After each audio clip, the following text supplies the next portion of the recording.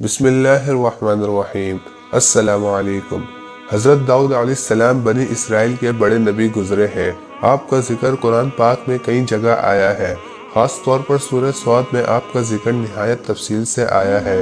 سورہ مائدہ میں مذکور ہے کہ فرعون سے نجات پانے کے بعد حضرت موسیٰ علیہ السلام نے بنی اسرائیل کو قوم عمالقہ سے جہاد کرنے کی دعوت دی تھی، جو بنی اسرائیل کے وطن پر قابض ہو گئے تھے، مگر بنی اسرائیل نے جہاد کرنے سے انکار کر دیا، جس کی سزا میں انہیں صحرائے سینا میں قید کر دیا گیا، اور اسی حالت میں حضرت موسیٰ علیہ السلام کی وفات ہو گئی۔ بعد میں حضرت یوشع علیہ السلام کی قیادت میں فلسطین کا ایک بڑا علاقہ فتح ہوا۔ حضرت یوشع علیہ السلام آخر عمر تک ان کی نگرانی کرتے رہے اور ان کے معاملات کو حل کرنے کے لیے قاضی مقرر کیے۔ تقریباً 300 سال تک نظام اسی طرح چلتا رہا کہ بنی اسرائیل کا کوئی بادشاہ یا حکمران نہیں تھا، بلکہ قبیلوں کے سردار قاضی ہوا کرتے تھے، جن کو حضرت یوشع علیہ السلام نے مقرر کیا تھا۔ اسی لیے اس دور کو قاضیوں کا زمانہ کہا جاتا تھا۔ بائبل کی کتاب قضات میں اسی زمانے کی تاریخ بیان کی گئی ہے۔ چونکہ پوری قوم کا کوئی متفقہ حکمران نہیں تھا، اسی لیے آس پاس کی قومیں ان پر حملہ آور ہوتی تھی۔ آخر میں فلسطین کی ایک بت پرست قوم نے ان پر حملہ کیا اور انہیں شکست دی، اور وہ متبرک صندوق بھی اٹھا کر لے گئے، جس میں حضرت موسیٰ علیہ السلام اور حضرت ہارون علیہ السلام کی کچھ یادگاریں تھی، جسے بنی اسرائیل تبرک کے طور پر جنگ میں اس کو اپنے آگے رکھا کرتے تھے۔ حالات کے اس پس منظر میں ایک قاضی حضرت سمیل علیہ السلام کو نبوت کا منصب عطا ہوا، جو حضرت موسیٰ علیہ السلام کے 350 سال بعد پیغمبر بنائے گئے تھے۔ چنانچہ بنی اسرائیل کے سرداروں نے ان سے کہا کہ آپ ہم میں سے کسی کو بادشاہ بنا دیجئے، ہمیں ایک بادشاہ کی ضرورت ہے، جس کی سرداری میں ہم اللہ کے دشمنوں سے جنگ کریں گے۔ اللہ کے نبی یعنی حضرت سمیل علیہ السلام ان کی حالت کو خوب جانتے تھے، چنانچہ پہلے تو انہوں نے انکار کر دیا کہ یہ لوگ بزدل لوگ ہیں، جنگ وغیرہ کچھ نہیں کریں گے۔ مگر جب قوم اور سرداروں کا اصرار بڑھا اور وہ نہیں مانے، تو اللہ کے نبی نے فرمایا، اللہ تعالیٰ نے تمہارے لیے طالوت کو بادشاہ مقرر کیا ہے۔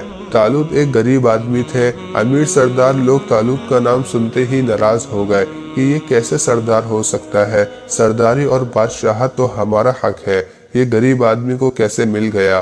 تو ان کے پیغمبر نے جواب میں فرمایا کہ اول تو اللہ تعالیٰ نے تمہارے مقابلے میں ان کو منتخب فرمایا ہے، اور انتخاب کی مصلحتوں کو اللہ تعالیٰ خوب جانتے ہیں۔ اور دوسری بات یہ ہے کہ علم اور جسامت میں اللہ تعالیٰ نے ان کو زیادتی دی ہے، یعنی یہ تم سے زیادہ طاقتور اور زیادہ علم رکھتے ہیں۔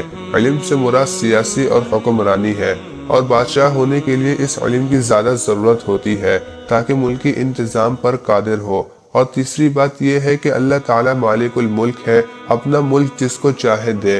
اور چوتھی بات یہ ہے کہ اللہ تعالیٰ وسعت دینے والے ہیں، یعنی حضرت طالوت کو مال دینا کیا مشکل ہے، جس کی وجہ سے تم شبے میں پڑے ہوئے ہو، اور اللہ تعالیٰ ہی جاننے والے ہیں کہ کون سلطنت کا مستحق ہے۔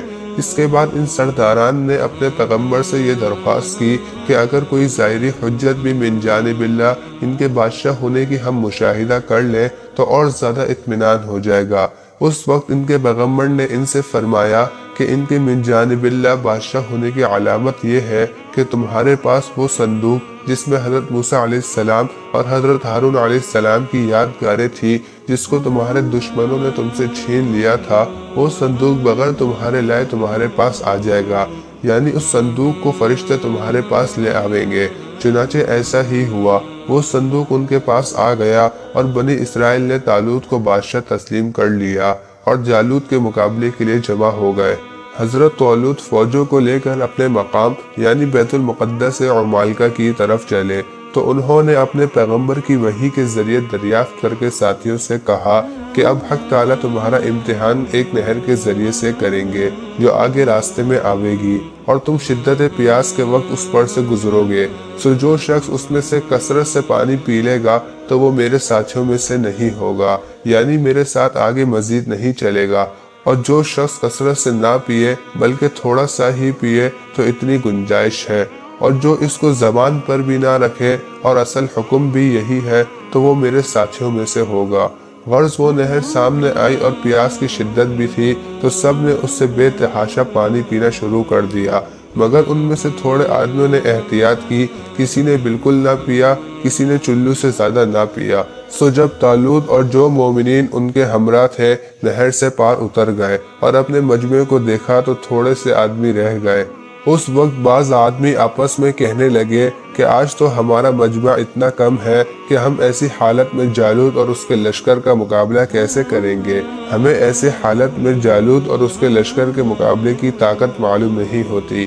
یہ سن کر ایسے لوگ جن کو یہ خیال تھا کہ وہ اللہ کے سامنے روبرو پیش ہونے والے ہیں، کہنے لگے کہ کثرت سے ایسے واقعات ہو چکے ہیں کہ بہت سی چھوٹی چھوٹی جماعتیں بڑی جماعتوں پر اللہ کے حکم سے غالب آ گئی ہیں، لہذا صبر کرو، اللہ ہمیشہ صبر کرنے والوں کا ساتھ دیتا ہے۔ چنانچہ جب دیار عمالقہ میں پہنچے اور جالوت اور اس کی فوجوں کے سامنے میدان میں آ گئے تو انہوں نے حق تعالیٰ سے دعا کی، کہنے لگے کہ اے ہمارے رب، ہمیں اپنے پاس سے صبر عطا کر کہ ہم مر مٹے مگر دشمنوں کے ڈر سے پیچھے نہ ہٹیں، اور ہمارے قدم جمائے رکھ اور ہم کو اس کافر قوم پر غالب کیجیے گا۔ پھر انہوں نے اللہ کے حکم سے جالوت اور اس کے لشکر کو شکست دے دی، یعنی صرف اللہ کی طاقت اور قوت اور اس کی مدد اور نصرت کے ساتھ فتح یاب ہوئے، نہ کہ اپنی تعداد اور قوت سے کامیاب ہوئے۔ اور فرمان الہی ہے جس کا ترجمہ یہ ہے، اور داؤد نے جالوت کو قتل کیا، اللہ تعالیٰ نے اس کو مل کر حکمت عطا کری اور جو کچھ چاہا سکھایا۔ حضرت داؤد علیہ السلام بھی اسی لشکر طالوت میں سپاہی تھے۔ آیت قرآنیہ سے ان کی شجاعت اور دلیری کا پتہ چلتا ہے کہ آپ نے اس لشکر کے سب سے بڑے کافر کو قتل کر ڈالا، جس سے اس کا پورا لشکر ہزیمت خوردہ ہو گیا اور لشکری تتر بتر ہو گئی۔ اور یہ عظیم غزوہ تھا کہ صرف بادشاہ کو قتل کر ڈالا اور اسی سبب سے ان کے بہت سارے اموال غنیمت کے طور پر حاصل کر لیے، اور بڑے بڑے بہادر اور سرداروں کو قیدی بنا لیا گیا، اور کلمہ ایمان کلمہ کفر پر غالب آ گیا۔ حضرت داؤد علیہ السلام جو کہ اس وقت طالوت کے لشکر میں تھے، ان کو اس وقت تک نبوت وغیرہ نہیں ملی تھی۔ جالوت کو قتل کرنے کے بعد اللہ تعالیٰ نے حضرت داؤد علیہ السلام کو سلطنت اور حکمت عطا فرمائی۔ حکمت سے مراد نبوت ہے، اور جو چاہا ان کو سکھایا، جیسے بغیر آلات کے زرہ بنانا، یعنی اللہ تعالیٰ نے ان کے لیے لوہے کو نرم کر دیا تھا جس سے وہ بغیر کسی آلے کے زرہ بنا لیتے تھے، اور جانوروں کی بولی سمجھنا۔